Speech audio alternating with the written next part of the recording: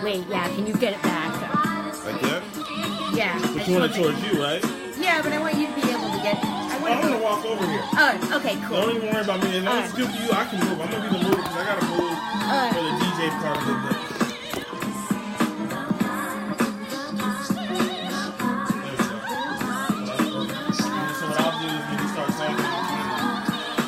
Okay, yeah.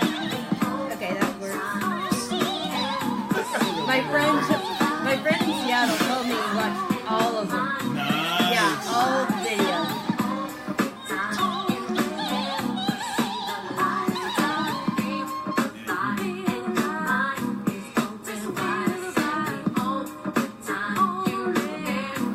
I think we should just talk about some of the stuff that's going on in the world, too. Let's just start off, yeah.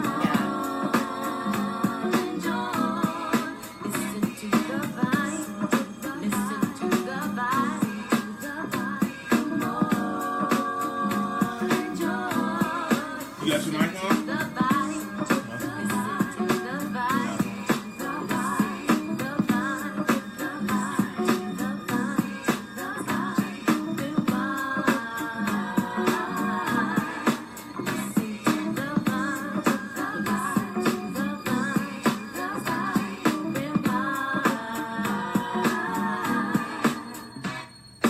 Listen up, listen up, listen up, listen up, listen to the vibe. It's so alive. Listen up, listen up, listen up, listen up, listen to that vibe. It's so alive. Listen to that vibe. What's up, everybody? This is your boy DJ Bro. We're here with our edition of the Historical Book Club. Historical Book Club. Hey, everybody. Okay. So last month was my 50th birthday, and we did our show. Woo! Happy birthday! Thank you. Happy 50 in 1 month. I still don't believe she's 50. She hasn't showed me the ID yet, so I don't know. Yeah. I don't know if she's telling the truth here, what's going on, but she hasn't showed me the ID yet, so I can't believe it. Well, I have pictures of my granddaughters tonight. So. Oh, okay. Yeah. Okay. Yeah. So, oh man, let's just get right into it, okay? Let's do it. What is going on in the world? I mean... Man, I don't know, man. It's like we're losing it. Yeah. We're jumping for joy that people didn't elect a pedophile. Yes. Yeah. Is my mic on? Yep. Okay. So, yeah. Wow.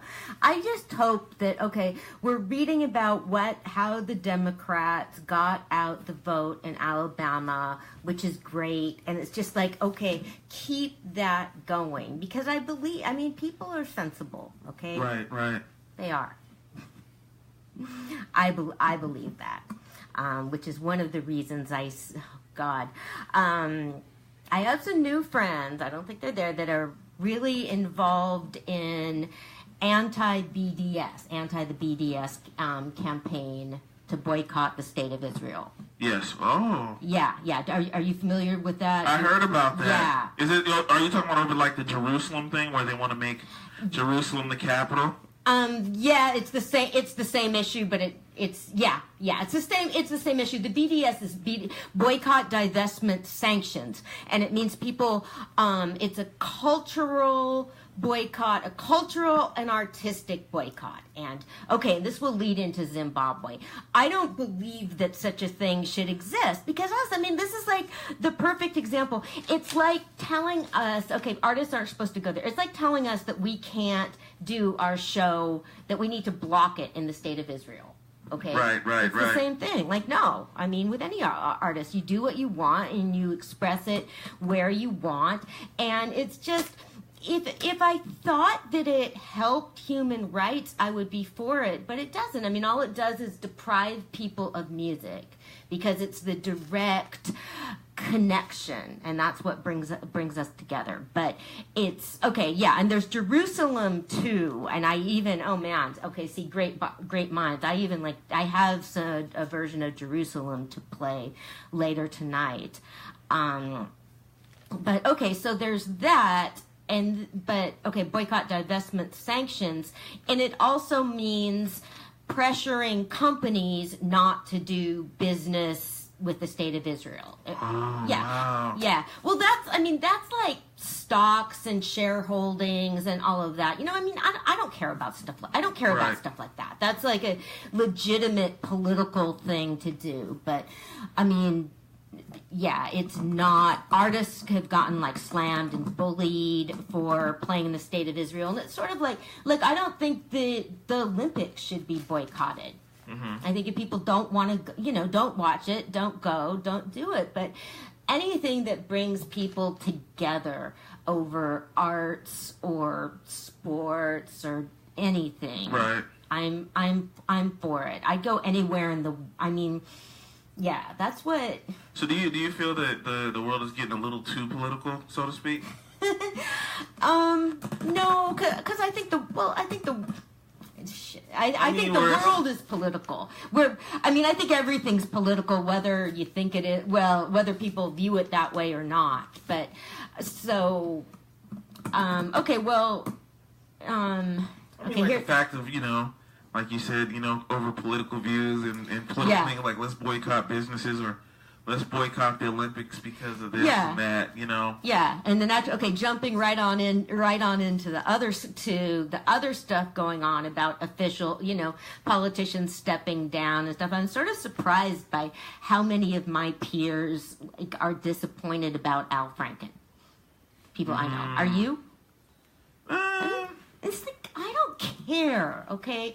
On the scale of unfairness, so far as, to me, he was somebody that talked a lot. I believe in due process, but the guy, you chose to step down, which means either there's more stuff coming out that you don't want to come out, or, okay, now this is the thing about politics.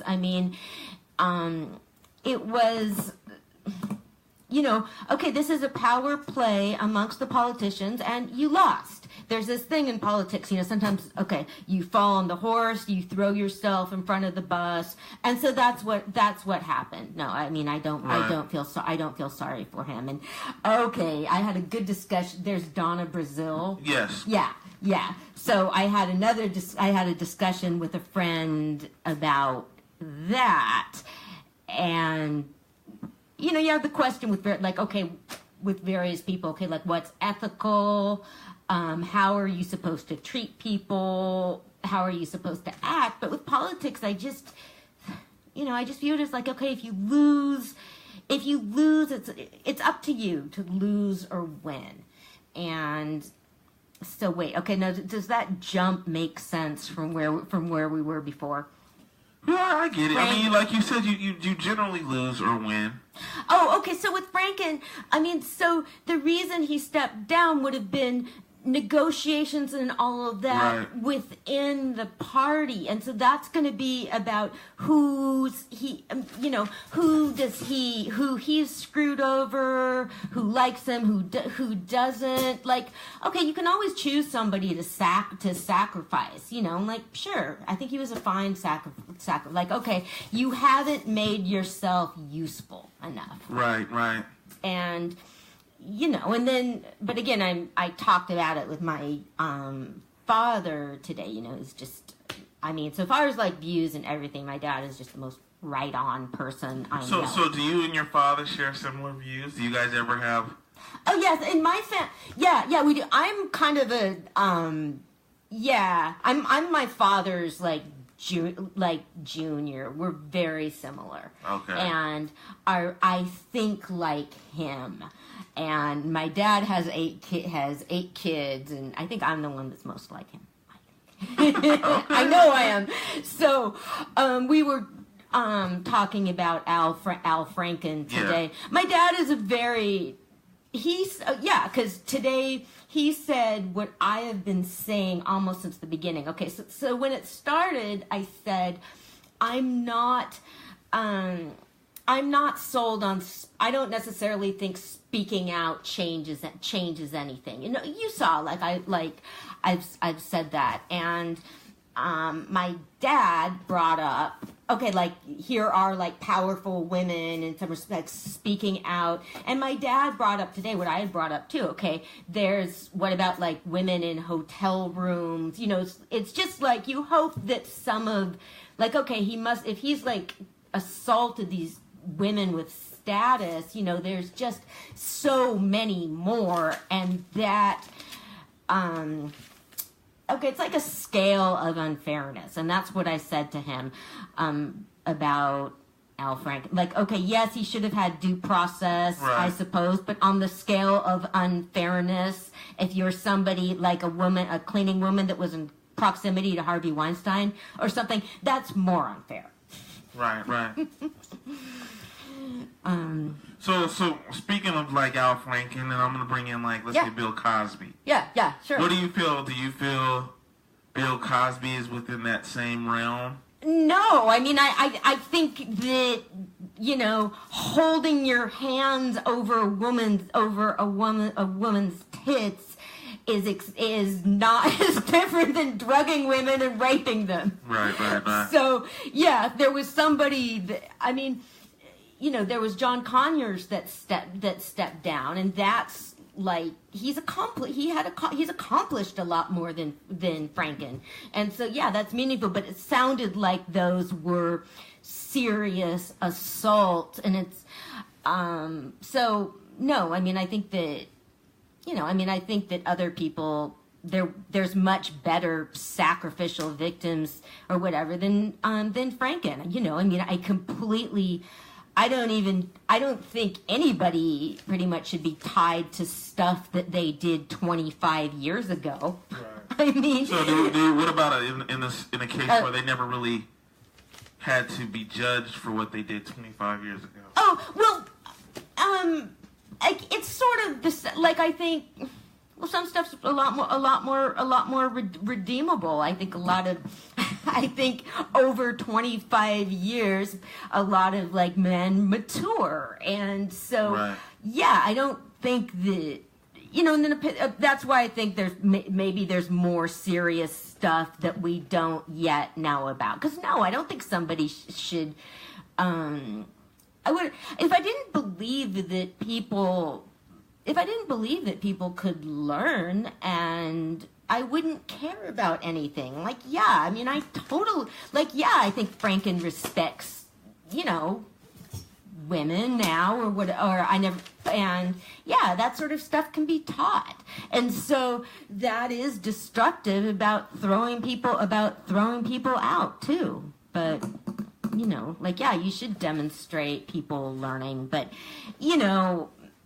again, it's just like, okay, you're a branch in a river floating down, and I want more heads to topple, and I'd rather have a woman in there.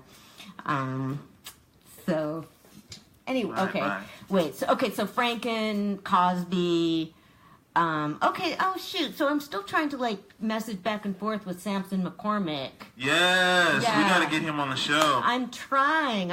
Tuesdays are bad for him, and then he wasn't sure about. He's too popular, man. I tried to add him on Facebook so I can try to help you out and keep up with him, but he has too many friends, man. Yeah. Well, can't you have him on a different show? Not mine. That's okay. I know. We'll try to. We'll keep working on it. We had that. We're doing a marathon type thing or something in January, right? Yeah. We're supposed to be doing the 80 hours of madness, what? And I'm gonna let you go. What? I'm gonna let you know when that happens. Okay. I thought you said you were gonna let me go. I was thinking, but yeah, I'm gonna let you know when that happens, and we'll figure out at what point we can do whatever. Okay, so because it's going to be a full day, so I don't know if you want to come in the morning, the evening, nighttime.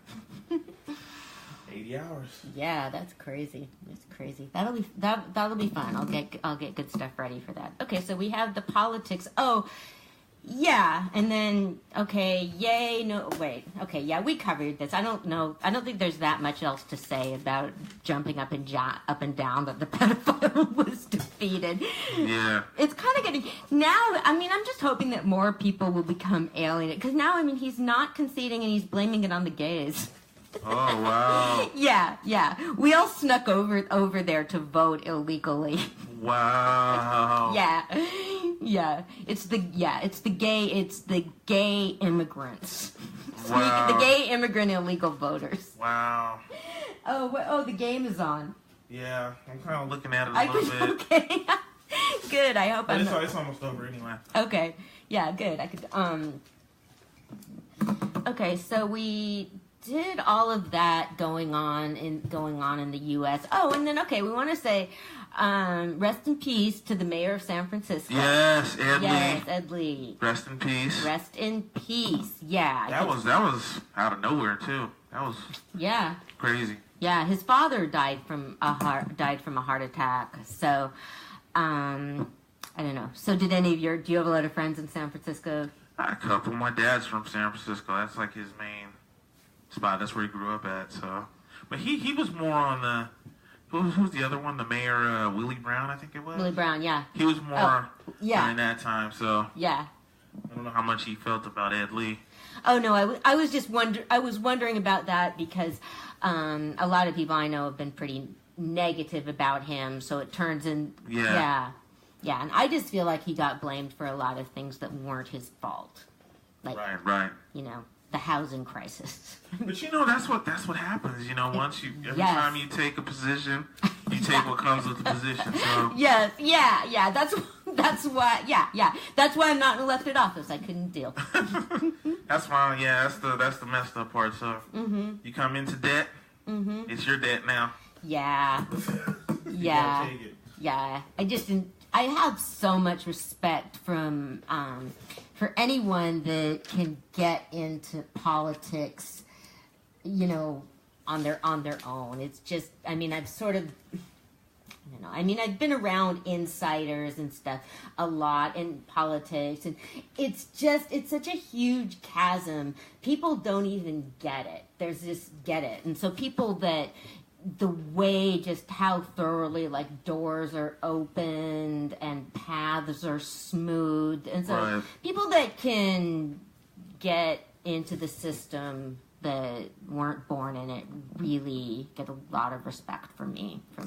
Nice. Okay, so that's the U.S. Oh, okay, Jerusalem. Okay, so what do you think about that?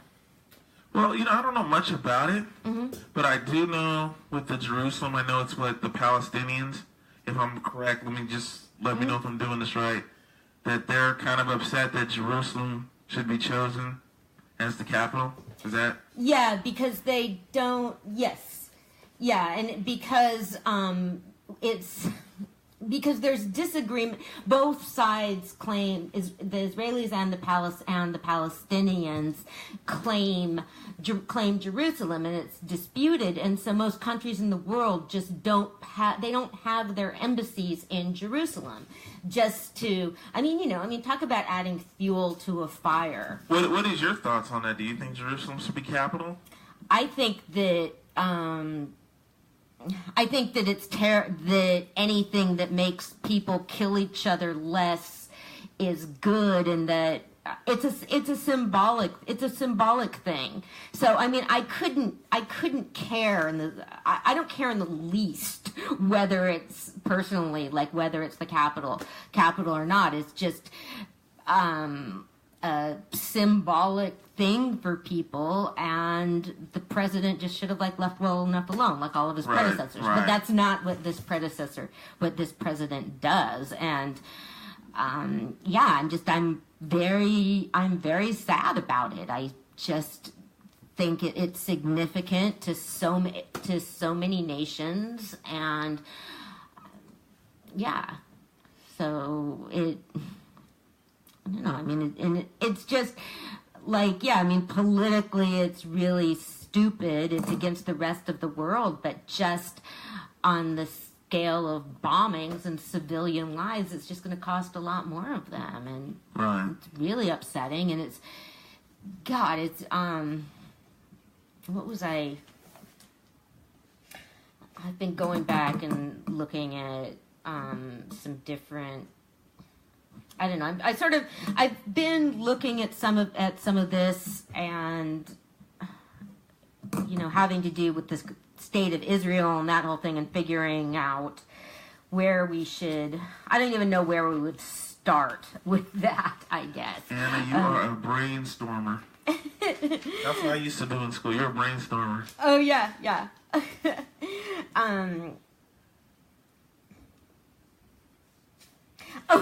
Okay, this is the different stuff I jot down. Okay, we talk a lot about colonialism and the effects of that. And right now, President Macron of France is visiting Algeria. And Algeria used to be a colony of France. There was an extremely violent war there, and the current president is trying to make nice or whatever, supposedly. And for me, it's just, if I were there, I'd just be like, get the fuck out of, if I were Algeria, I'd be like, get the fuck out of my country. Don't ever come here. Okay. Now, do you think that they probably kind of depend on them? Yeah. Trades or whatever. Yeah. Other reasons. That's why they just can't tell you to exactly. get out. Exactly. And, well, because the figures in power, they'll be making money off France. So it's like there's always collusion between the upper echelons, and imperialist, colonialist, occupying powers. So that's like with, okay, now here was a major asshole move by David Cameron, the former Prime Minister of Great Britain. He was talking about how corrupt, he was picked up on a hot mic, making a disparaging sort of comment about how corrupt the Nigerian government is. And, okay, that's disrespectful. That's not how leaders are supposed to talk about countries. But also is just incredibly stupid, because the corruption, the financial corruption, is always it goes in and out. So a whole lot of it is just going to be between Great Britain. Right. So all of his friends, all of his aristocratic brethren, and all of that, they have blood on their hands. Pretty much. They've profited off that. So, there'll be that going on with Algeria. There's gonna be people there that do want to, make deals with the president of France. Okay. Of course. But okay, here is this okay? I guess this is what they consider progress. They're going to repatriate the skulls of Algerian freedom fighters. Oh wow! So what does that mean exactly? That means that there were skulls from Algerian freedom fighters, in museums in France, bodies. So they're gonna They're gonna return them. It's like returning. It's like. Oh wow!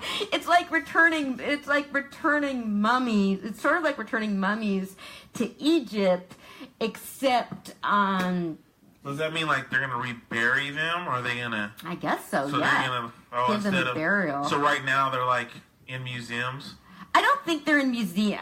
I don't think they're. Some of them must be in museum. It must be in museums, but. I guess they were taken for study or something. I don't think that. See, that's I need to research that a little bit further. I don't know if they'd be dreadful or tacky enough. The Algerian War for Independence was in the 50s and 60s. It's not that long ago. Okay, so how you could practically be going to the museum and seeing a skull and be thinking wow, did Grandpa kill him? Yeah, that's kind of creepy, huh? Mm-hmm. I just thought about that. So yeah. What do you think they do? Have it in the coffin, just sitting up behind a display and saying this is such and such. Well, when we go on a break, we're gonna have to look it up. Oh yeah, definitely. Definitely.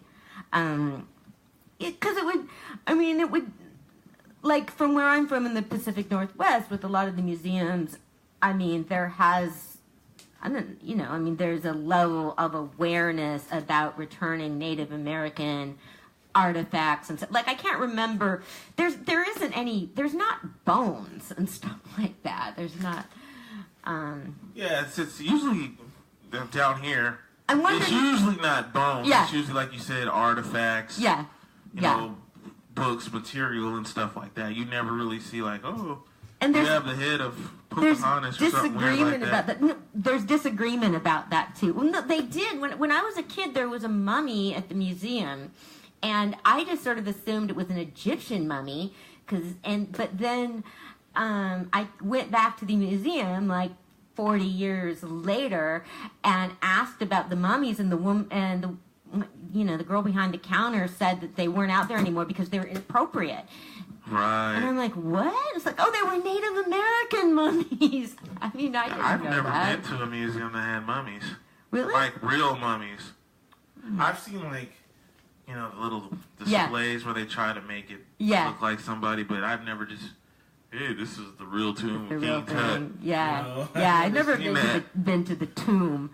I've never been to a tomb. Yeah, I think there's mummies, and then, I don't know, I've seen stuff, and I don't even remember exactly what I've seen in museums. I mean, because I kind of remember seeing feet. I don't know.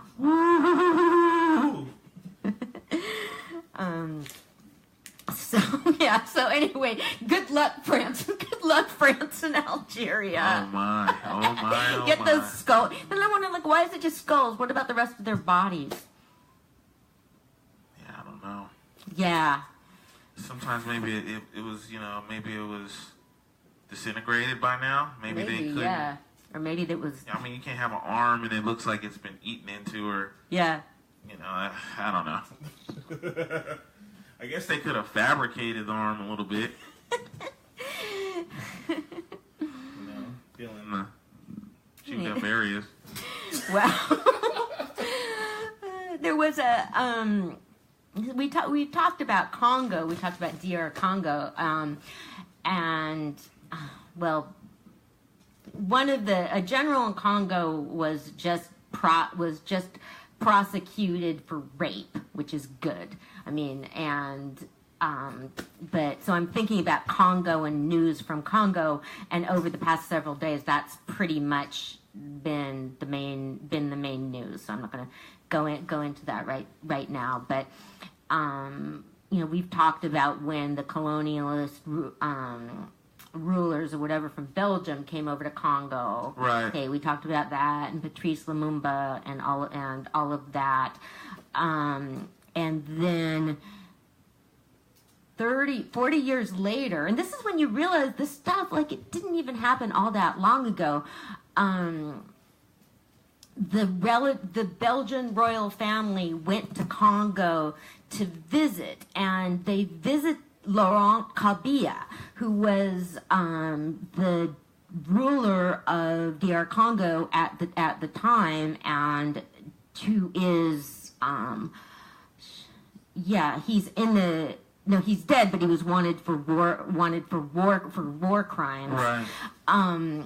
And so he had the Belgian royals there, and they were just direct. One of them was the younger brother of King Baudouin, the one that insulted Congo at their Independence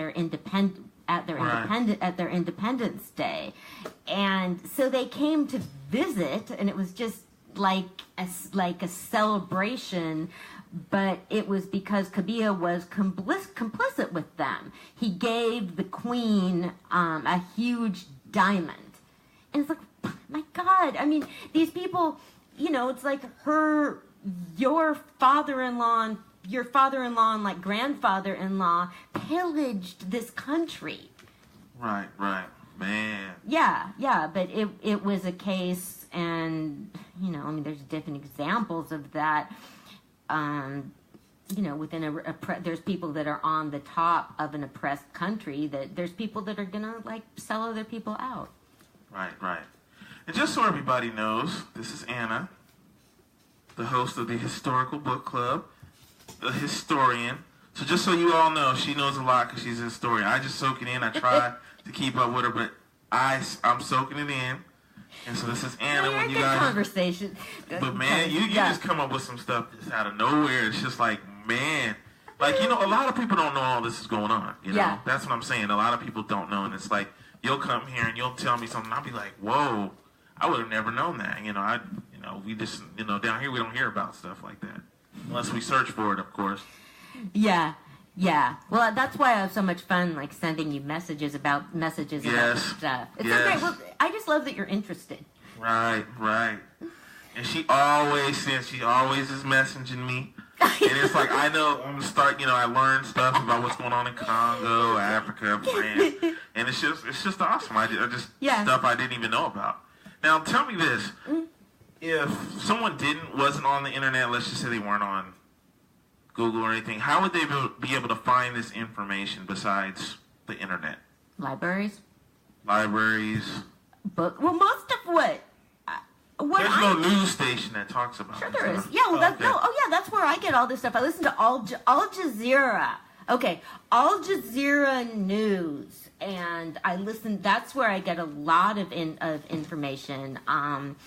And BBC. Yeah, I listen to the radio. I listen to podcasts. There's a really good podcast called Africa Today.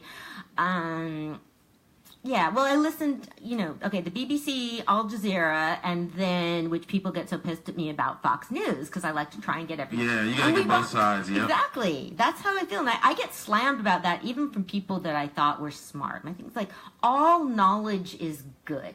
Information is always good. So wrong information is good, right?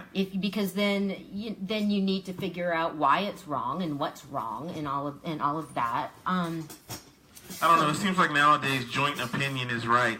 Oh God! More than the knowledge of knowing it's joint opinion. So if you have a million people that are looking at a fox and say it's a frog, and you're the one person that's saying, no, it's a fox. It's like, it's a frog. Lots of people are saying that. That's how I feel about that.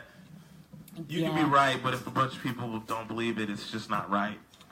Yeah. Weird, but that's how the world is now. I don't know. I mean, the problem, and then, again, we agree about this, is intractability. I've been paying a little bit more attention, or, I'm on this project, trying to, teach millennials how to converse. A lot of older and it's a lot of even older people don't know how to do it. Okay, and see, one of the things I was explaining is just when somebody says something to you, just let it sink in. Okay, right. Don't comment about it. Okay, don't just. Come back. Millennials just will come back at you with this comment. Yeah. So here's one of the things I've been saying. If you know something, a lot of other people know it. Right. Okay, so that's. But anyway, I don't want to get into positivity. Okay. Wow. Okay, Algeria, and France. Okay, so what's happening now is being described as a Cold War between Algeria and France. Oh, wow. That kind of doesn't make sense to me because the Cold War was... Because it's not the Cold War was between the then Soviet Union and the United States. I mean, it was like a adversarial, not like a colonizer, former colonizee. Okay, so we're going to talk about... wow. Now here's more of the Yemen stuff. Okay, Yemen, the International Criminal Court. Wow. Okay, so a Serbian general Mladic. Okay, somebody that was responsible for a massacre 20 years ago in Bosnia. And the thing about the International Criminal Court, and it's the same principle as any legal system. You're charged for certain crimes.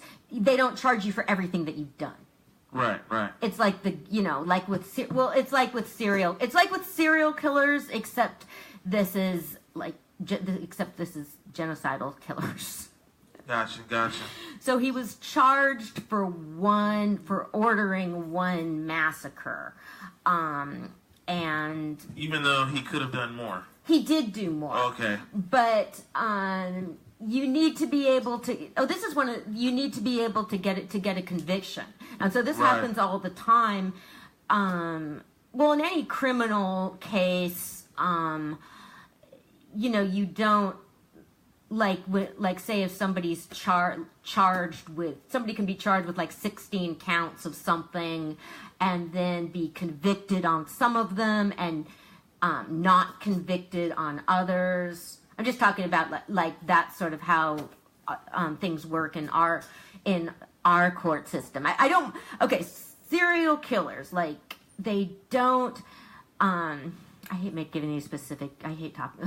Oh shit. Okay, James. Okay, my brother-in-law is interested in serial killers. I can't find. Oh yeah, shout out to James. He inboxed me. James. Oh, did he? Okay. Yes, he's cool. Shout out to James. James. Okay, serial killers. Okay, I'm not looking at this because if James is listening, he'll remember the numbers. I mean, he's known to have killed about 30 women, probably more, but he was only. He wasn't charged with the deaths of all of them. I think he was charged with the deaths of like 6 of them. Oh, wow. Well, because if there wasn't enough evidence, they might not have been able to convict him. Yeah, but even 6 is, he should be. I know. I don't know. What are you going to give him? 10, 30 death sentences? But it's the same. See, this is great. This is tying back to Al Franken. So, yes, okay, I don't care. Yes, due process. Okay, because the same, Al Franken should have had his hearing or whatever for the same reason that serial killers deserve a fair trial. So, if you had charged him with the murder of somebody whose body was too badly decayed, or some decayed, is that? Yeah. And they weren't able to prove, and they couldn't prove it, then he couldn't be convicted. That makes sense. I mean, if you can't prove it, Yeah, and it's. I hate to say it like that, but if you really can't prove it. Yeah. I say they did. It was, and it was something that, that even then that just happens in other, in a lot of that's part of the whole legal system and violent crimes. Somebody busts into your house and busts into a house and steals things and kills people, and then there's special circumstances, and there's do you put charges in for stealing, and then when that's part, or kidnapping and killing. That's one reason why they're going to make so many charges against some crimes, but that's just oh man. See, once I start talking about something like this, I can really go on about it because there's just so many permutations of it. Right. Of just the legal. It is one of the things I find really interesting. It's one of the things I like about politics so much is that you break things into pieces. I like breaking things into pieces and looking at them. I was having a discussion with some people the other night. We might have to do one day. Huh? One of these shows, we should have either your dad or the people you have the discussions with, and we should just do it in the middle of the show. Okay. Or even if you wanted to, we can actually do it at your place, and I can just bring the stuff over. We can do it either way. Oh, some of the ones. No, I don't. These are not. See, so some of the people I talk about, just I don't want them. I don't want them on our podcast. This is just sort of relating a conversation. This was a whole group of people. I was relating who were going on about a political issue, and it was all about what they thought about it. And I was going like, okay, well, if you want this person to be on your side, you need to really, okay, what are their reasons? And somebody's going like, oh, she wants the money and all that. And I was like, okay, I know that's what you think, but what are the reasons she's giving you and all of that? So that's just an example for me that I've been thinking about with politics, about breaking things into pieces. And I was also thinking about it because I went to a meeting today for the Mental Health Board of Solano County. Ooh. Yeah, doing some civic duty there. Whatever. Oh, okay. And the mental health board has been meeting in Fairfield, and I've been there once or twice. But yeah, it's a pain to get to. And so Brenda Crawford, I'm kind of big. Afterward, because I can't see who's watching, and she doesn't watch these, I don't think. But Brenda, okay, anybody knows Brenda Crawford? She's an incredible person. She got them to have the meeting down here in Vallejo. Right. Talk about to talk about, it's hard to get to Fairfield. It's a pain. Right. And then when you're talking, it's hard for people with mental, you're talking about the mental health population. It's hard to get places for a variety of reasons. So, with those sort of meetings, you could spend the entire time talking about how there's not enough, which is just a way to look at it. But or you can look at different pieces of it, different pieces of the problem. So, and what I said was that I've been able to see I've been able to see a doctor over Skype, and I really like that. It's a big relief, and I really hope that they keep that going, that more people can do that. It's not right. It's not right for everyone, but there's a shortage of psychiatrists. Right, and you can actually see the doctor? Yeah, it's on Skype. It's just like this. He could be. So, yeah, I used to see my other therapist over Skype, but yeah, it's cool. It's just such a relief. So I just hope they do more of that. But God, so far as it's not a cheerful thing to be talking about, but I stay positive. Then I went to a Bible study. It's been a good day. All right, y'all. Let's get a break going. And I think Anna might have some music. Was it the Bible study? No. I'm just giving us a little break. Yeah, I do. And I think you have some music for us, so I do. We might as well get to it.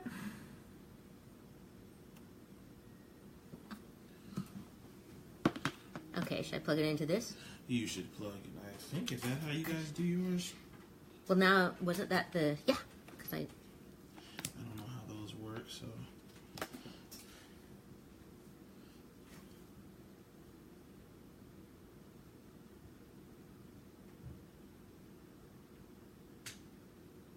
Is it playing? Did you turn it up on the...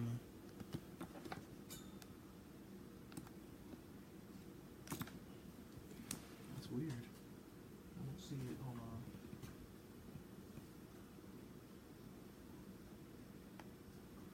I don't see it. Here. Oh, there we go. There you go.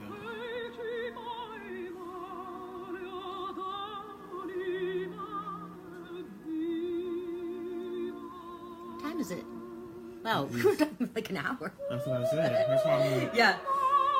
What happens is you want to, like, every... You know, we did it a little longer that time, but it was getting good. So every 20 minutes you want to try to put in some music or have a little bit of break time. Yeah, we're on a roll. Pretty good, yeah. I didn't even know it was that late into it.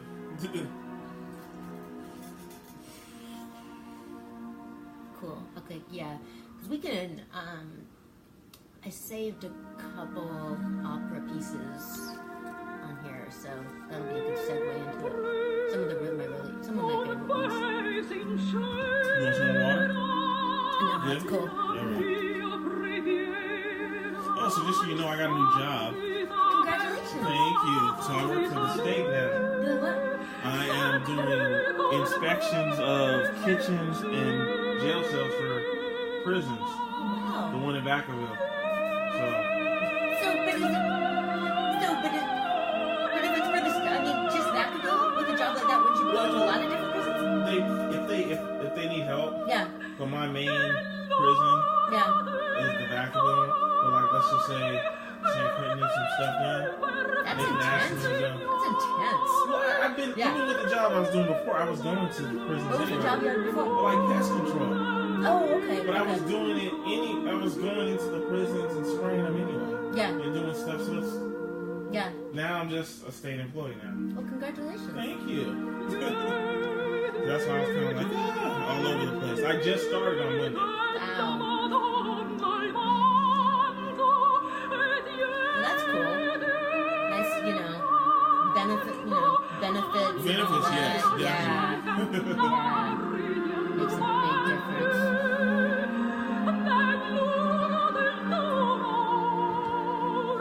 How are the people? Well, I'm kind of new, so Yeah. they're okay now. So let's see. Yeah. Actually, got a couple months from now. Let's see.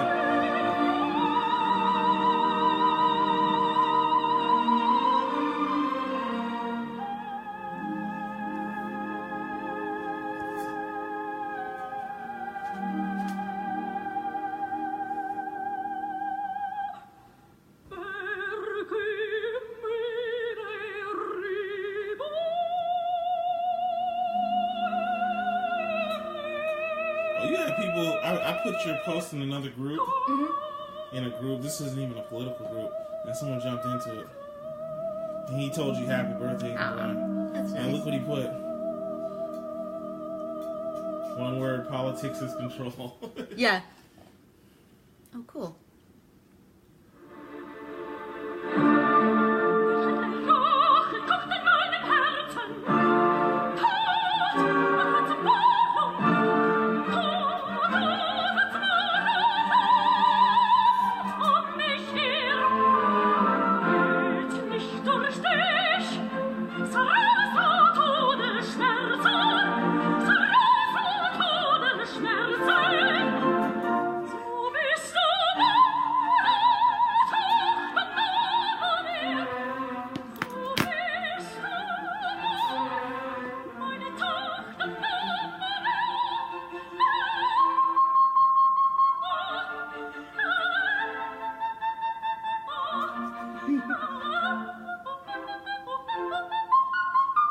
Oh, you're still alive. I just realized that. Yeah. Okay. Welcome, talking. Everybody sees you. So what does that mean when you just tag somebody? Who did you tag? Yeah. They just asked me if I wanted to tag you. Oh. Yeah. It'd be easier to keep the whole thing going, and then I tried to keep them organized. I have a couple of them. Yeah, this is funny. What? What did people... I'm watching it Oh. from the live. Oh, cool. Okay. You can actually hear the music pretty good even on the live. Yeah. Yeah. So I figured I may as well keep it down.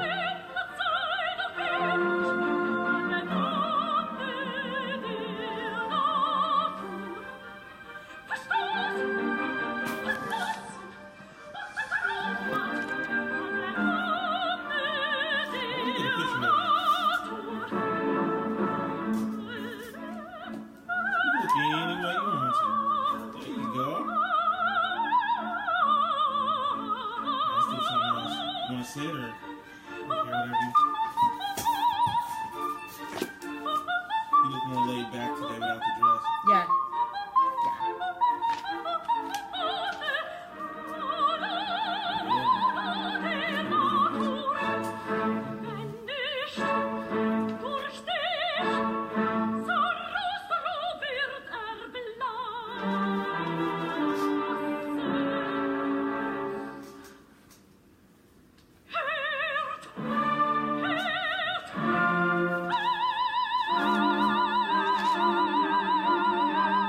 Oh, thank you.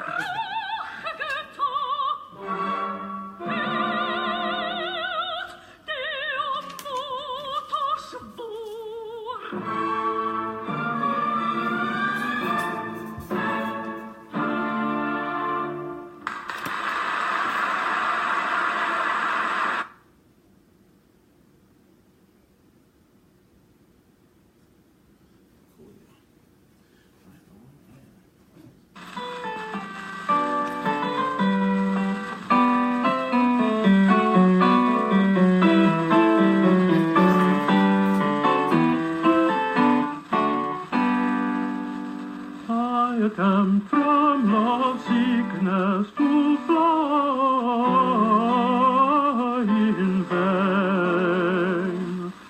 Since I am myself my own fever, since I am myself my own fever and pain.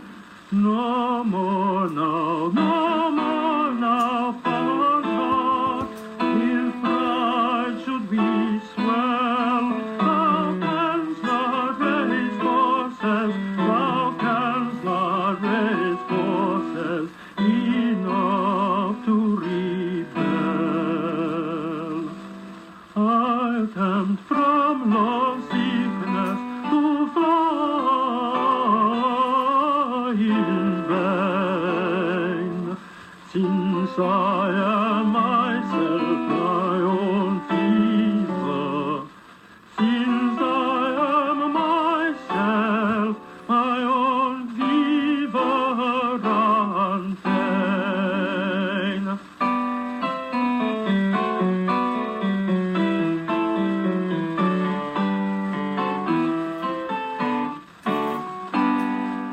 For love hath more power and less mercy than faith, to make us seek ruin, to make us seek ruin, and love those that hate. I attempt from love's sickness to fly in vain, since I am myself my own fever, since We have 197 people watching so far. my own fever. Ready to go back on? Want to go back on? What's that? Do you want to go back on? Are you ready? Yeah. It's up to you.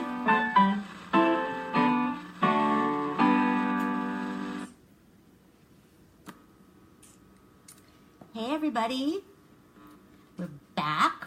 Yeah, we're on a roll with that conversation there, and I'm sorry that I am not commenting back if anybody's commenting on the live feed, because I have my iPad set up and I just don't.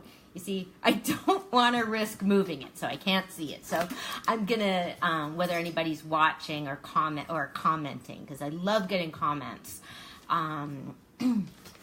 So I'm going to see if I can work with my phone and notebook and glass of water.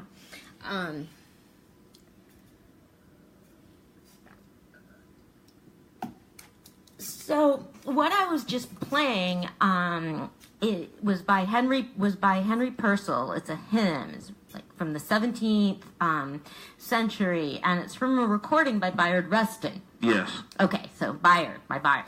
We've talked about him, and we'll be talking about him, because this January 13th and 14th, 2018, Vallejo, California, I'm producing a Bayard Rustin symposium. And it's going to be, it was Bayard Rustin Day, then it became Bayard Rustin Symposium. There's going to be film and some workshops, keynote speaker. It's going to be participatory, and there's going to be music. Bayard, beside like being a civil rights labor organizer and hero and all of that, was a recording artist in his early days. What kind of music? Hymns and spirituals. So yeah, I'll play some more of them when we go on break. I love classical music, so when I went to that, I went to this immediately. But see, he does he does all these. All of so he was into everything back then, huh? Yes, he was. That is how to put it. Since I love classical music, I immediately seized on that piece that I just played. It's called chamber music, because in those days, people would just have real small little orchestras, not a big symphony sort of thing. And it was something like we've talked about with opera before. It was something that people did in their living rooms and sang together. It wasn't an out there thing. That reminds me. I don't know if you've seen the movie. It was with Tom Hanks. It's a black comedian, but I can't remember who it was. And there was like a bunch of guys, and they were trying to break into a casino to steal their money, and so they were living with this lady. Trying to break in. You got to get more. A bunch of guys trying to break into a casino. No, if you've seen it, you would know. You would just know. It was actually one of the Wayans brothers. That was they. Oh, it was with Tom Hanks. Yeah. And he got this group of ragtag guys together, and I guess this older lady, this house was able to tunnel under to this casino to steal this money, and they would go there, and they were trying to steal the money. But I'm just thinking of how you said with the orchestra. Oh yeah. This lady was old school. She was from the South, like really old school, and so. When he was living there to try to hide the noise of them tunneling under her house because they were living under, they pretended they were an orchestra, and so they really weren't a good orchestra. Yeah, they didn't know how to do it. They were playing the music, but what they did, what happened one time is the lady did like you kind of said, like I'm gonna invite, because she was an older lady, old school. She was like, I'm gonna invite all my friends over. And, can you play your orchestra for us in our living room? And it was just funny to me. Okay, I'm gonna look for that on YouTube. And I forgot the name. It was with Tom, but Tom Hanks was the main actor. I haven't seen it because I don't. It was funny. It was hilarious, and they didn't know how to play anything, but they had to do that and say that because they were trying to drill under to get to the casino to steal the money. But I forgot the name of the movie. Okay, I knew that was going to get back to chamber music. It was somehow. Because she caught them up, and they didn't know how to play. Yeah. And they would just play like this like record player, and it would sound like music, and she would hear it, and they'd be, oh, look, they're good, right? And they got caught up when she said, well, I want you to play for my friends. She invited all her older friends. It was hilarious. Okay, that's it. I just wanted to say that. It was funny. That is great.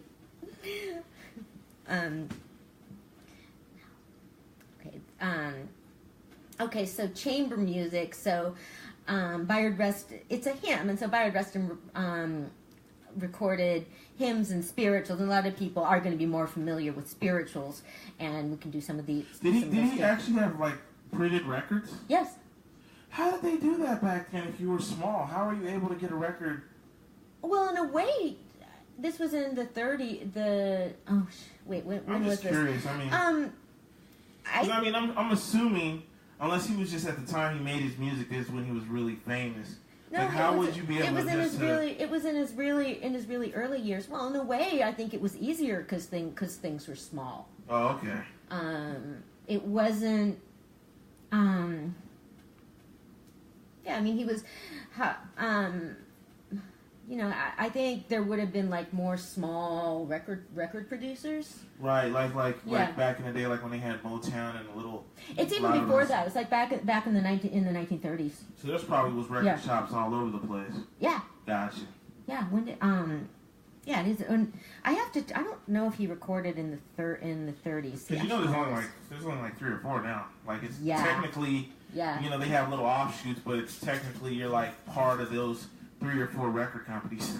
Yeah. When it comes down to it. Yeah, you could tell, and you could tell from, the recording. This is like an old. It's so crazy what this, because this would have been an old record, and that was converted and remastered for CDs, and now it's just electronic. Right. It's great. It's crazy, but yeah, it's not. That's how it sounded. So it was. Because there was, they had to have, there would have been a whole lot of record, there must have been a whole lot of records, because think how many there used to be in used record stores. Right. So we'll be doing some Bayard some music. So I really like this early music. So I've actually been learning how to sing it, and I don't really, I don't know how to sing, but like, as I want to get together a chorus. and I have a friend who's supposed to. I'm looking for singers and vocalists, and well, I listen to so much opera. I know a lot about singing, so I mean, I can certainly manage to sing in a chorus. I decided. So. Oh yeah. Oh, you're being enlisted. No, you're being enlisted that weekend. Oh my. Sound or I don't know. Moral support. So this was really early music, and I was reminded of this when we were talking about opera, because opera came from music like this. The early operas were called chamber operas because it was sort of the same. They were like for Sunday afternoons and stuff. They were done in people's homes. They were small, and so that was one of the things I thought was interesting about this, because like I think we can. One of the things about song. This was part of a. This was part of this is so embarrassing. This was part of a chamber opera, I think. See, I had just heard it from the first time, but then when I attempt from love's sickness to fly in vain, since I am myself my own fever and pain. So technically, he was an opera singer. No, he would a singer. I mean, he didn't. This is just selections. Oh, okay. I mean, he just would have. There's also. This is some of the stuff. There's all sorts of opera that you can separate, and just sing and recital, like the ones I'm saying, like some of the ones I have now. And that's what you'll see a lot in, in CDs and stuff, like great, because we talked about how opera has greatest hits. Oh, so I'm playing greatest hits of opera. So, okay, so this is Bayard, Elizabeth, Henry Purcell. So that was the third one I played. The first two I played were really famous opera arias, which is the idea. I'm trying to, nobody on Facebook was helping me with this. I was just trying to pick really famous ones that people were most likely to have heard. Okay, so you were listening, like okay, I wonder if I should play them like this one.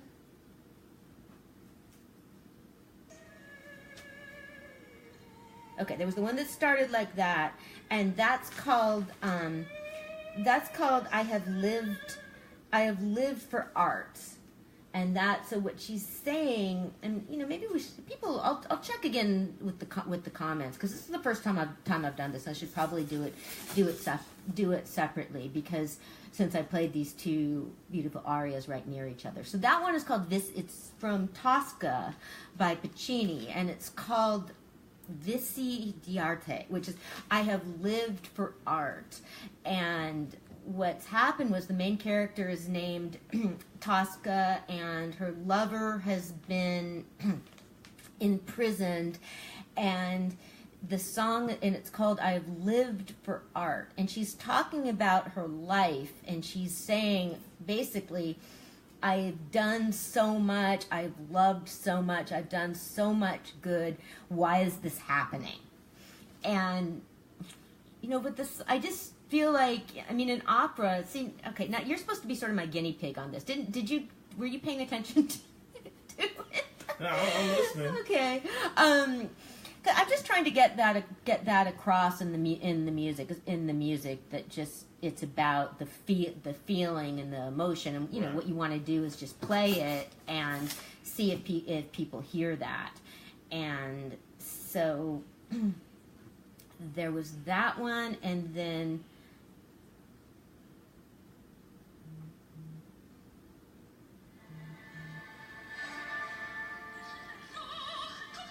okay, so then there was the one that started off like that, and that's called the Queen of the Night aria, and it has one of the highest notes ever. The one that hardly anybody can sing, and it's like, sopranos can ruin their voices doing it. The one where she sort of goes, I can't even. Oh wow! So she gets to a point where she just It's a screams high and, E. Well, she doesn't. Opera singers are athletes. Like their voices are like can do touchdowns. Their vocal cords can do touchdowns. I like that. So no, a good singer wouldn't, but there's just not many singers that can do it. So yeah, professionals, the good ones, they're gonna tone and train, but it's just. It's a discipline. A discipline, an art, a sport, and it's the same thing. You work and you you practice, and then you work with the limitations that you have. Right. That's just yeah, it's the same thing so far as hitting the high E's, but that's a real angry piece. It's this evil character. So, and I think it really sounds that way.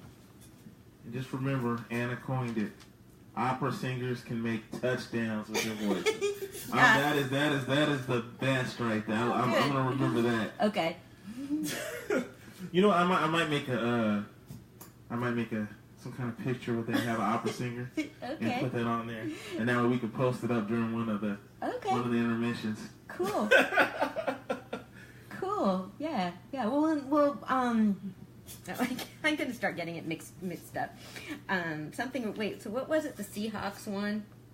The Seahawks are football, right? Yes, they are. And they won when they won whatever that big prize is. Yeah, they won a Super Bowl.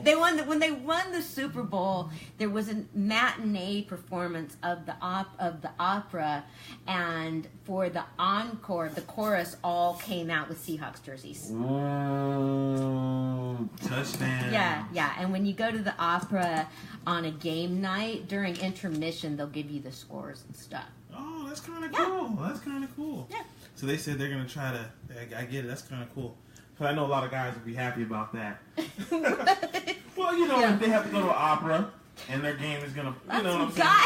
Guys are probably in their mind, they're like, oh my God, the Seahawks. So guys like opera.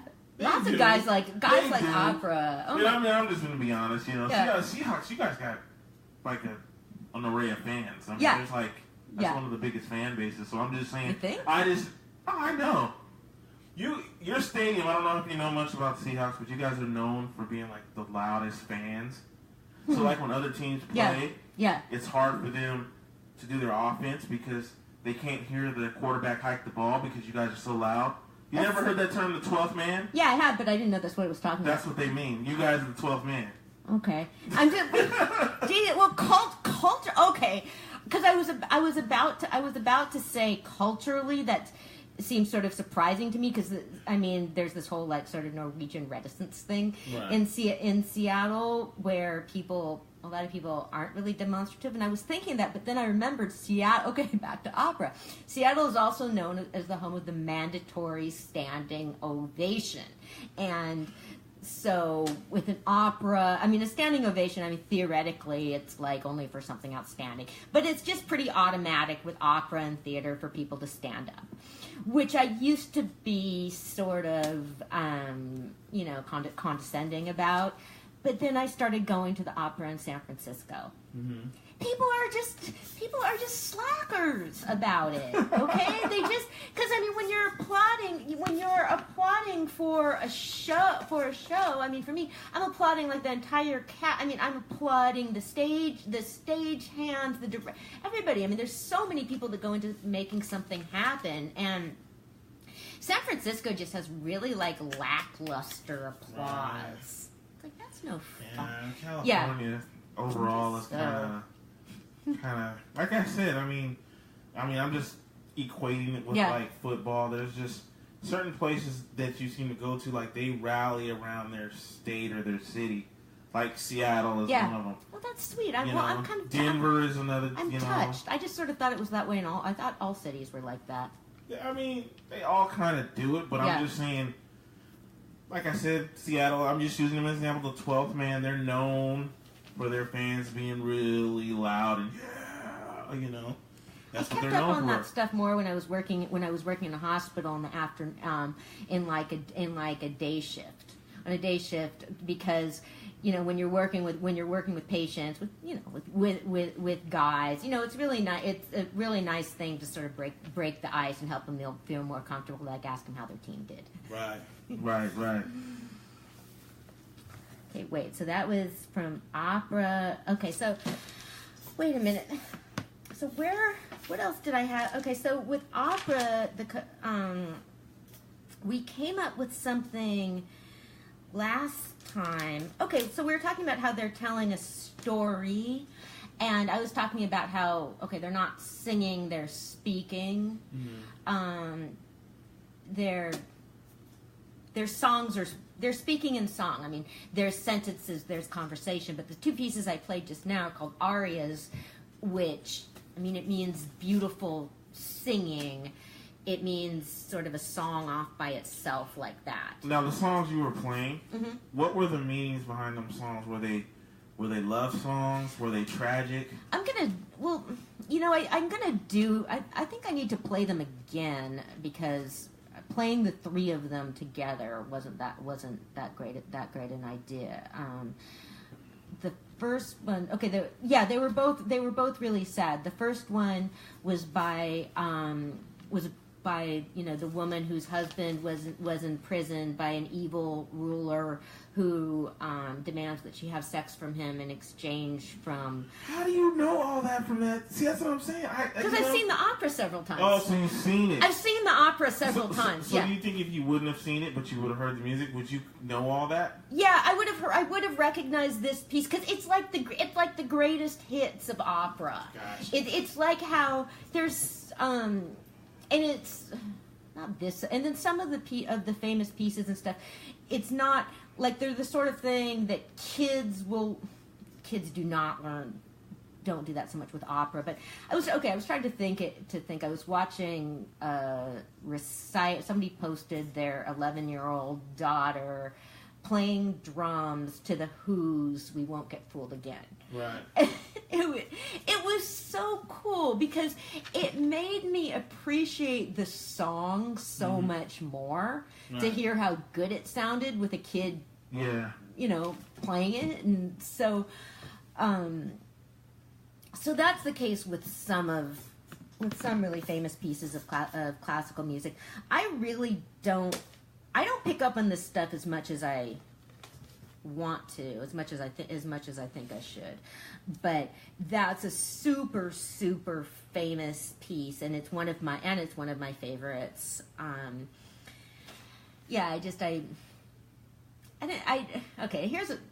Here's another. It's with that piece. I mean, that particular piece of music. I just coined the term, and this is It's like the elemental. Why is this happening to me? That's what she's saying, and it's just everybody is going to feel that. It's, no matter how great your life is, you're going to feel like, something like, why is this happening to me? Right. And I just feel like even if a lot of people would get that, just from the music. But the next one I did, okay.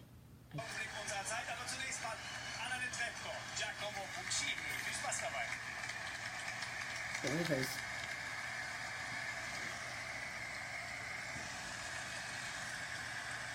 Put your speaker on it. I don't know where your speaker's at. Oh. I think it's on the bottom.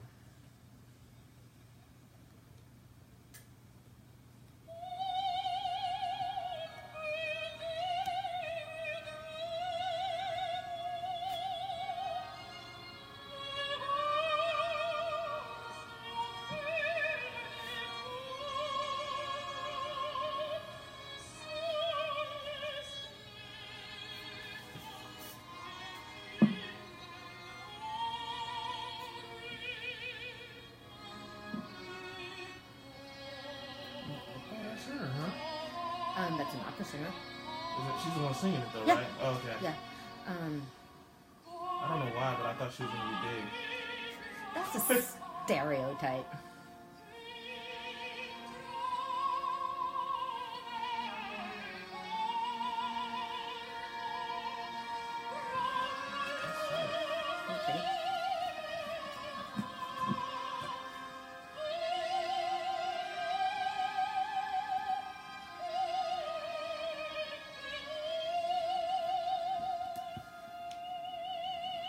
Okay. So, do you think? Okay, I feel okay. Music class.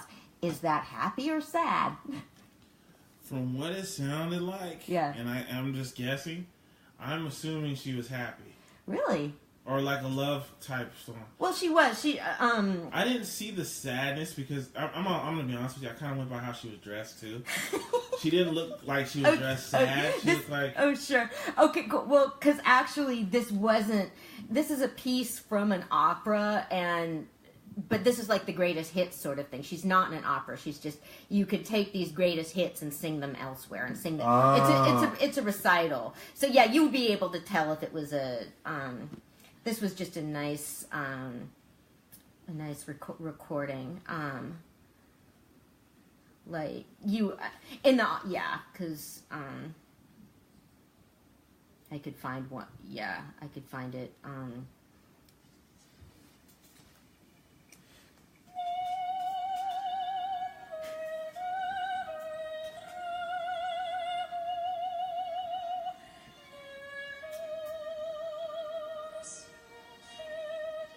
She looks sad. Yeah.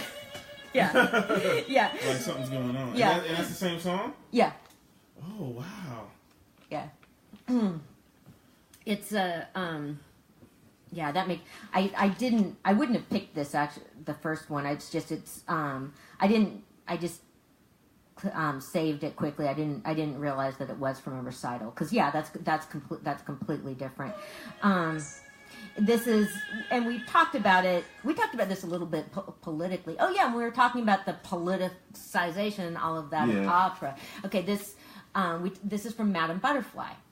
Okay, we talked about this. It's about a young Japanese woman and an English and an American soldier.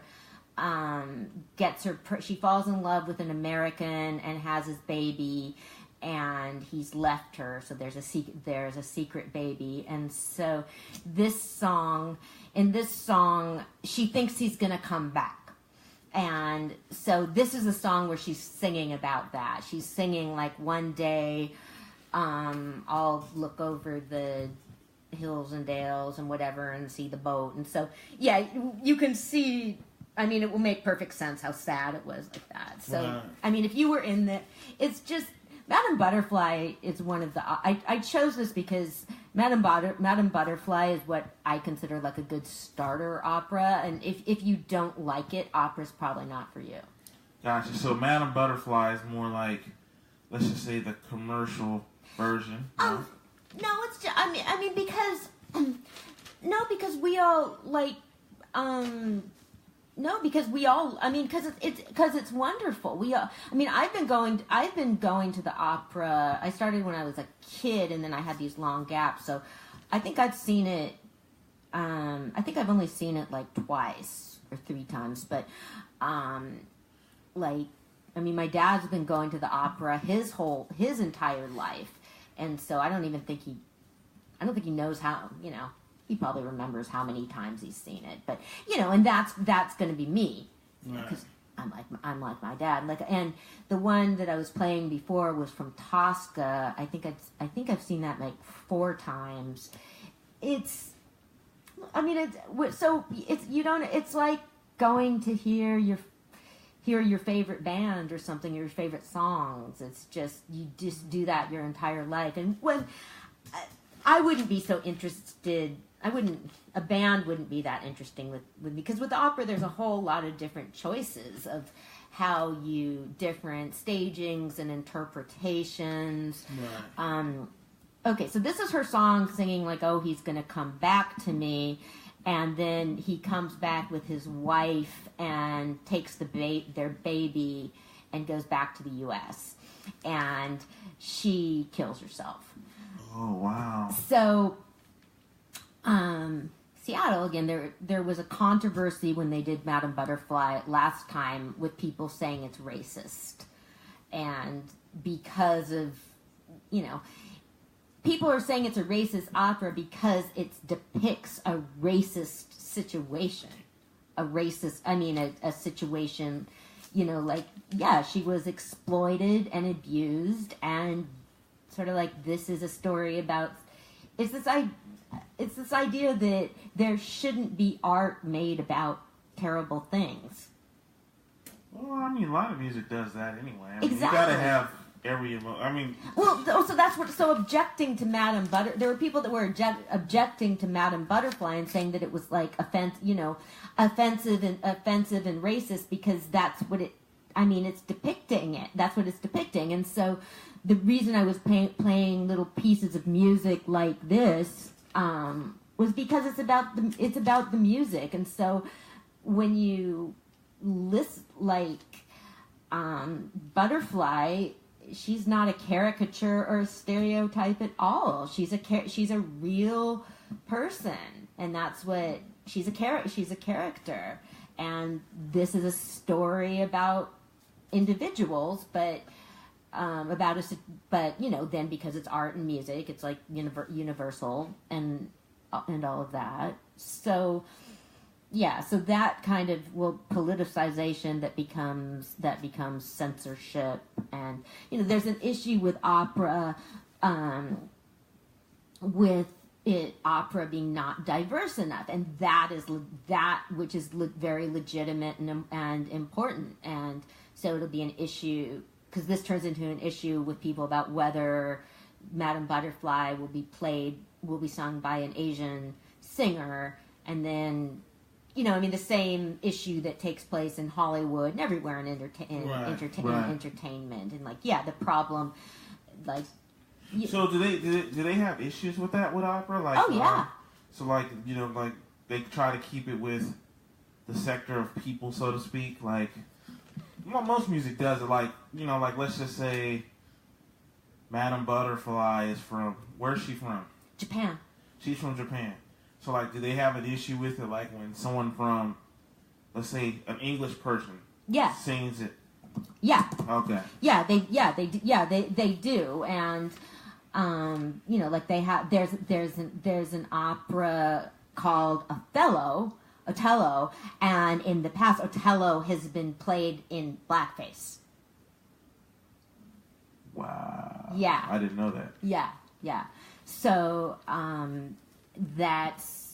opera had, the same, and so then, and it's just been played, there's lots of he's been played by a lot of Italians, because there's lots of Italian opera singers, and, but opera has now become more diverse. Right, and so...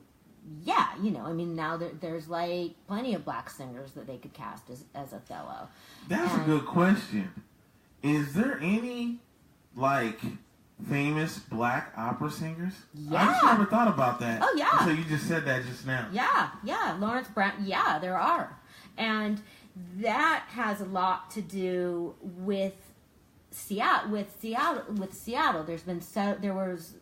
there's Lawrence Brownlee, Mr. Brownlee, he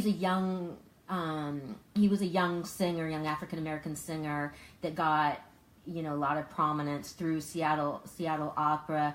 The general director of Seattle Opera was, committed to diversity, and he was committed to, colorblind casting. So there was a lot of black singers in Seattle Opera, and they were cast in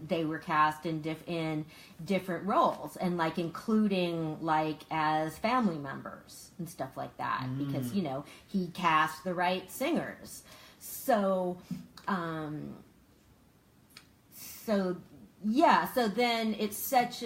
now it's such a rarefied world that several of those singers have gone on to become very, very successful. And, Spate was just this wonderful general director in so many ways. And he says that's one of the things that means the most to him in 30, and because over 30 years, he was able to get a lot of careers started. He was just very, very good at finding talent. So yeah, opera. A reason that world class opera has become more diverse is because of Spade Jenkins, and so then it has a better chance of becoming even more diverse because people, young people see more people that look like them in the field and stuff like that. So, but yeah, I mean, opera has the same problem as I'm talking about world class opera, which is a small. Does it make sense what I'm saying? Yeah, I get it. I get what you're saying. Okay. But yeah, I mean, there's so, but it's like objecting. So I mean, objecting to the cast of Madame Butterfly being all white people is very legitimate and is very important. It's very important that opera be diversified and that everything, the arts be available to more people. But it's that's the problem. The fact that it depicts a bad and ugly situation is, a racist, exploitive situation is like, yeah, that's important. Right. We gotta show this stuff. And at the time when the opera was staged in the early 20th century, a lot of people would have had much more narrow-minded racist views, and I think for a lot of them it would have been illuminating to meet a fully realized character, which Madame Butterfly is. Nice. Wow. Man. From politics to opera. Yeah. Well, politics and opera, I mean, those are kind of two of my... politics, opera, and history. So yeah, some of my favorite things. Okay, should we play a little bit more music and get... Yeah, we got 20-something more minutes. Let's do it.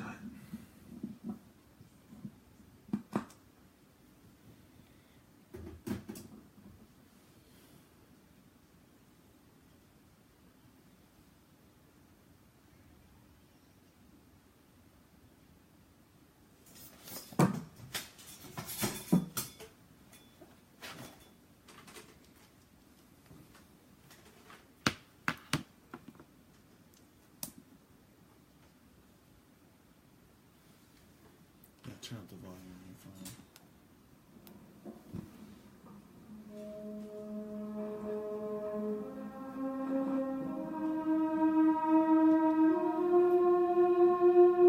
Oh, I know what I was going to play.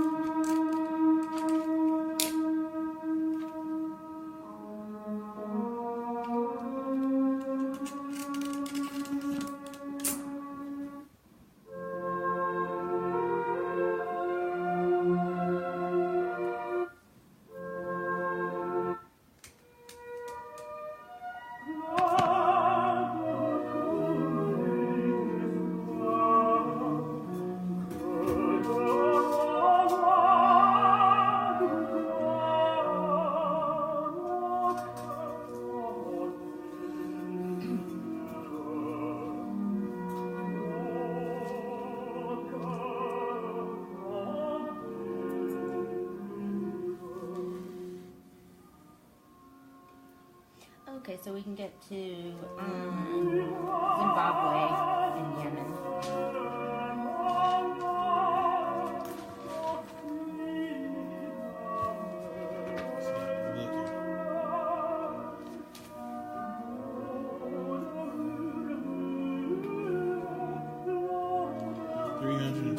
People. Really? Yeah, so remember last time was what, 2-something? Yeah. So it gets better. It keeps getting better as people start seeing it.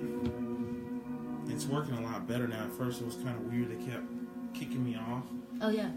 But now that it's, I don't know, it was a glitch or something. Now I guess it's fixed because I can put it in different groups and people can see it without me getting kicked off for copyright infringements.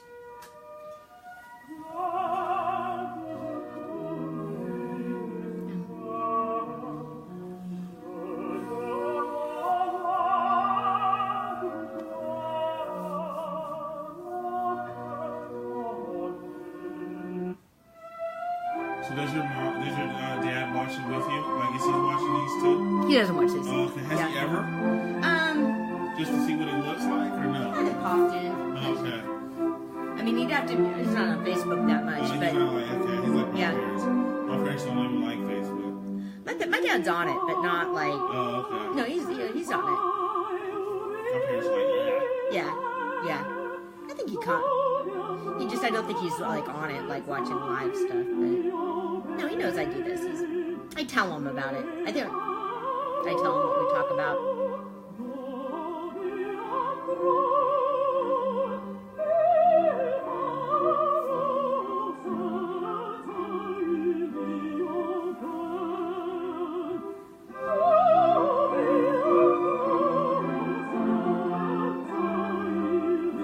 Okay, so you're the only one watching this now. Yeah. I had a. No, actually, you have someone else watching it. I do? Oh, okay. Yeah, I'm not on it. Oh, okay. If I was on it, I'd be watching it from my phone. So if someone is watching, it's not me.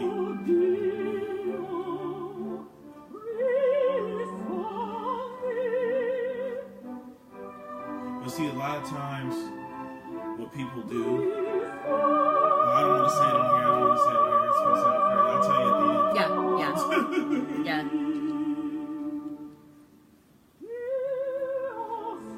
I keep forgetting you're on live. I say too much. Oh, I know. I was about to.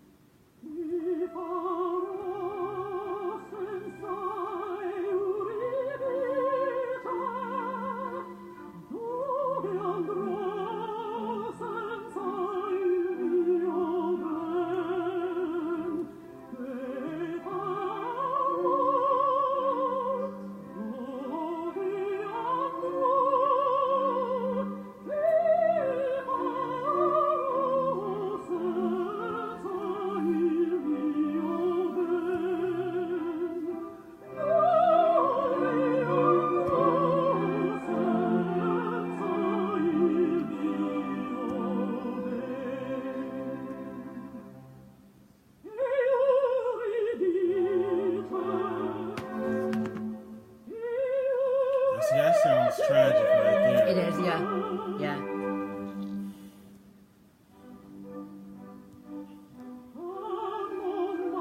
Let's go back on. You ready? Yeah.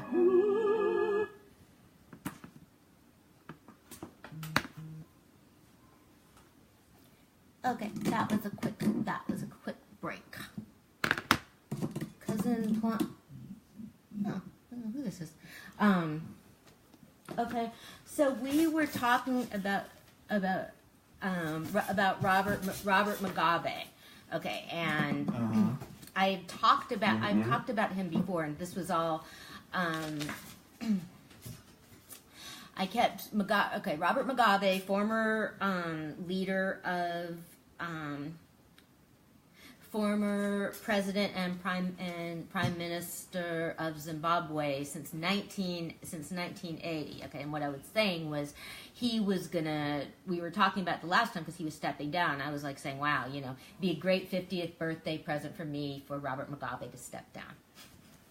So Yeah, that was my bad, that was my cousin. That's who. Oh, okay. Hey, hi. Hi, Roselle's cousin.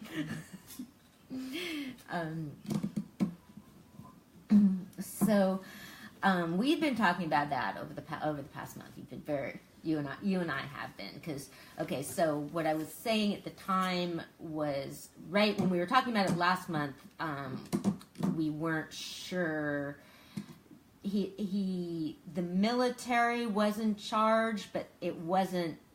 We were uncertain whether it was a military coup takeover, and whether it would be peaceful. So far it's been peaceful. Mugabe stepped down, but then the new president. Shit, I should have his name down.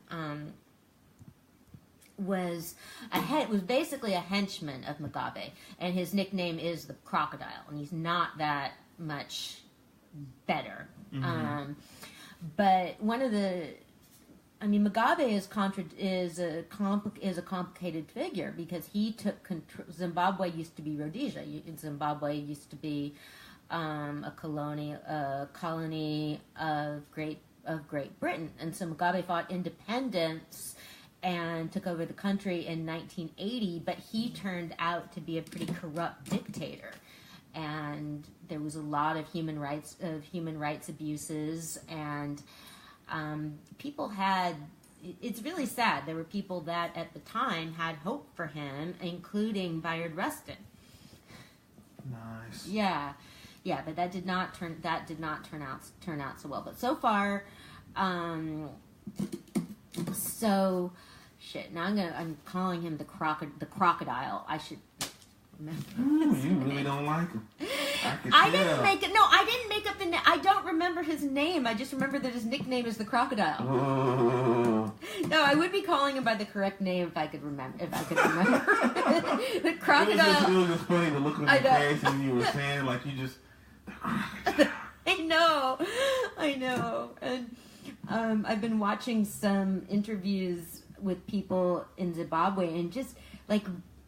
It's amazing. Again, on Al Jazeera, and people were just saying right on the screen, like we feel safe criticizing Mugabe, and we didn't before. Right. And it's just wild to me when I see that. Just regular people like us, not like people that were part of the government or whatever that needed to watch what they said or had different reasons or something. But yeah, we could say what we want. I'm like, hey, Al Jazeera, please. Yeah, anybody comes in, anybody asks me what I think about the president, I'll say it. And we would, but this was just regular people in Zimbabwe. But so then they were asked what they thought about Mugabe's wife, who has participated in the corruption, and they said they wouldn't say anything about her. They were still scared. That's one thing I've never understood is how all these dictators and all these people, when they have their wives are pretty kind of good at keeping out the limelight, Some of them, but I mean, Grace Mugabe, I am,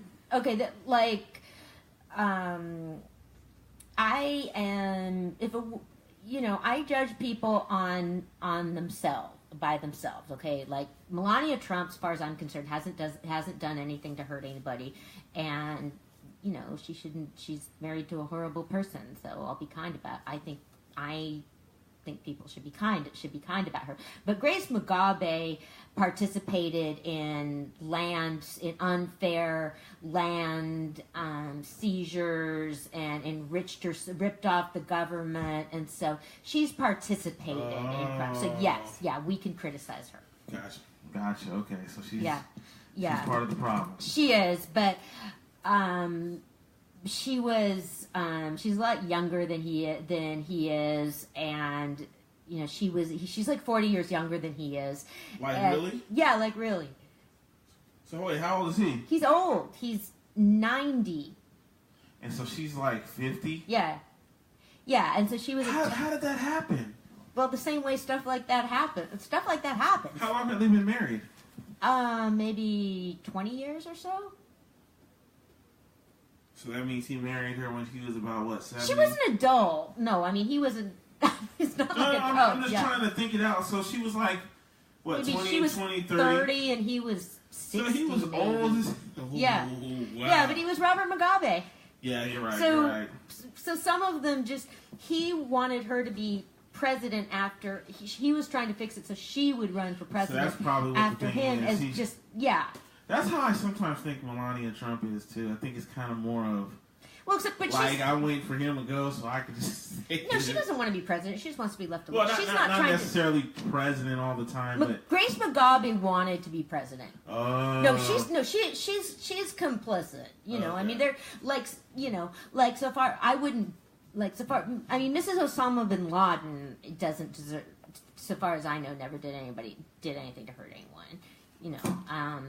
But you know, so when it comes to the wives of dictators, you know, like, okay, if you participate, I'm just going to judge people as individuals. But no, Grace Mugabe is no good. Yeah, but Zimbabwe's budget was just released. That's the latest on Zimbabwe. And so, you know, so far as I know, I mean, you know, there hasn't been unrest, and we talked about this. They're supposed to have elections next year in 2018, and so the question will be, does that happen? Will that happen? And Right. I hope it does, and you know, I pray it does. Zimbabwe, I'm just always like, you know, I want give people the world that they deserve. Okay, just let people live and pursue their lives. Oh, but okay, have you ever heard Thomas Mafumo? No. Okay, there's some amazing Zimbabwean musicians. Maybe I'll play that next time. But he was there's a Zimbabwean artist and singer called Thomas Mafumo that was a real important political figure. He meant a lot to people, and so to me he's a great example of why there shouldn't be restrictions on where artists are going to go. Right. Like, he risked his life. I mean, he was an enemy of the government, but he risked his life to go back to Zimbabwe and play for people. And people like the BDS and all that would want you know, I mean, it was his own country, but it's just saying, like, don't go to a country because you don't like the government. I just think that's wrong. That's wrong and unfair.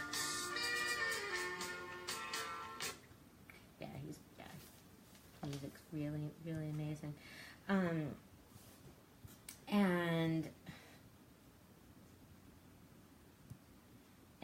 But the ruler of, one of the things I thought was really strange, we were talking about, I don't even know if I can, we were talking about civil war in Yemen, and I was struck by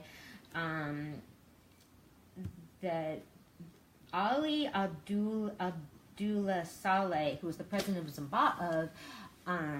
Yemen, had been the leader for about the same time as Mugabe, and he was kicked out in 2015 during the Arab Spring, but then he joined the rebels, the rebel movement, basically trying to like kick out the people that kicked him out.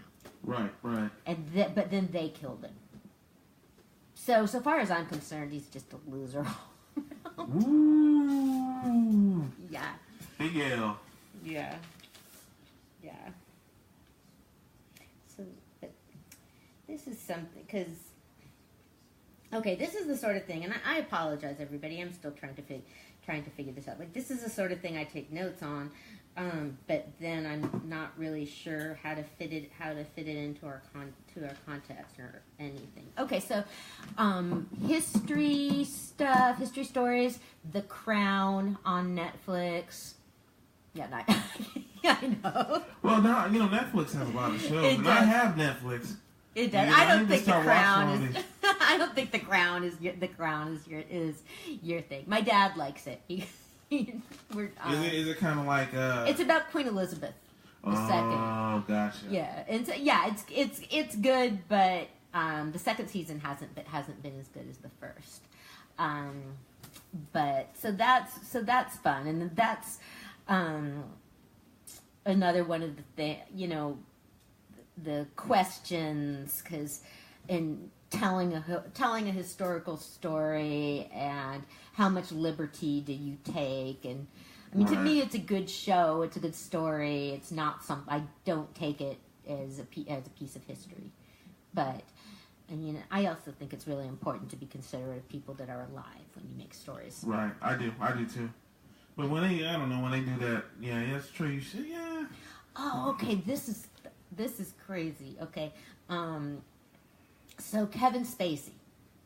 Okay, so a he was kicked out of House of Cards. House of Cards isn't going to have him in it, you know, because of the allegations against him.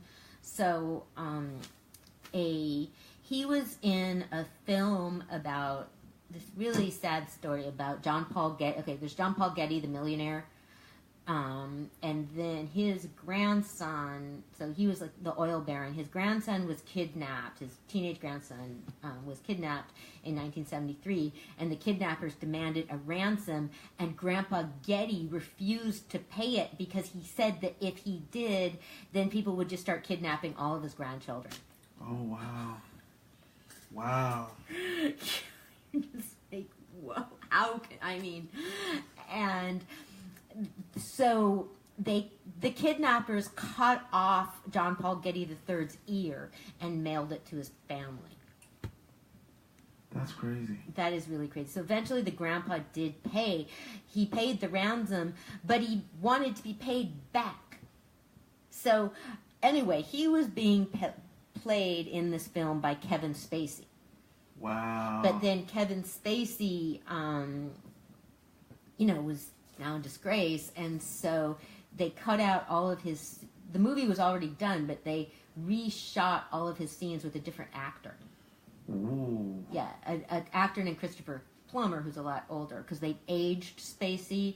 They give him aging makeup for this role, but they didn't. This guy's already like the new actor's like 88, so they didn't need to age him. So that's just weird. Like, when we were having the conversation, I was having the conversation with my dad about, Franken and Spacey, and I mean, it's erasing history. This is like what they did in the Stalinist purges and stuff, and I don't know, it's weird.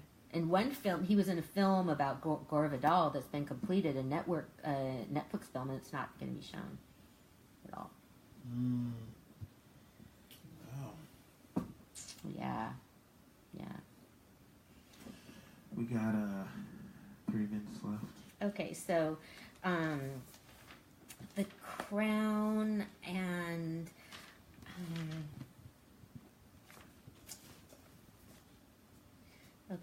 world governing. Okay, so Ed Lee, rest in peace, Ed Lee, mayor of San Francisco. So, so we got in this. I was asking you about family or friends in San Francisco because a whole lot of people I know have had real negative things to say about him, and then I was watching somebody's face. I was watching a conversation about don't speak ill. The guy's not even buried yet. Can you be a little nicer? Yeah, but I hate to say it, they do that to every every politician. Yeah, I mean, he was a. That's what I realized. Okay, he was a public figure. If I knew him personally, it would be one thing. But people should say what they want. And so then, so somehow we got off. We need to go back to Radko Mladic, the Serbian general who ordered the massacre, the 1995 the massacre.